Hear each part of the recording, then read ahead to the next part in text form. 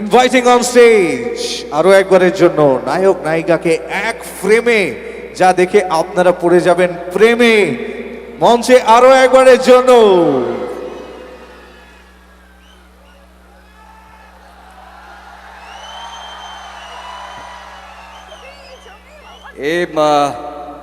আমি একটু আগে বলছিলাম যে আপনাদের আশীর্বাদের কথা, এই কথাটা একটু ভালো করে শুনবেন।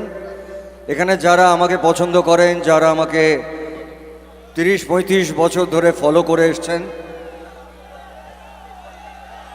পছন্দ করেন না? করেন, আচ্ছা। তাহলে কি এটা জানেন যে এই মেয়েটা মায়ার বাঁধন বলে একটি ছবি হয়েছিল, তাতে আমার মেয়ে হয়েছিল।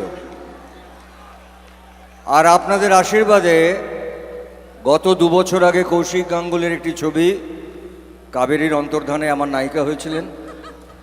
এভারগ্রিন। আর আগামী মে মাসে আমাদের একটি ছবি রিলিজ করছে। সেই ছবিটা বঙ্কিমবাবুর লেখা দেবী চৌধুরানী, আপনারা নিশ্চয়ই জানেন। এবং তাতে দেবী চৌধুরানী সেজেছে আমার মেয়ে, আর আমি সেজেছি ভবানী পাঠক। সো ছবিটা আপনাদের সবার খুব ভালো লাগবে, ঐতিহাসিক ছবি হতে চলেছে। এবারে শ্রাবন্তীকে বলবো কিছু বলার জন্য। আমি আর কি বলবো, আমি আর একটা কথা বলবো ওকে, ওর ব্যাপারে। ও সামনে আছে বলে বলছি না।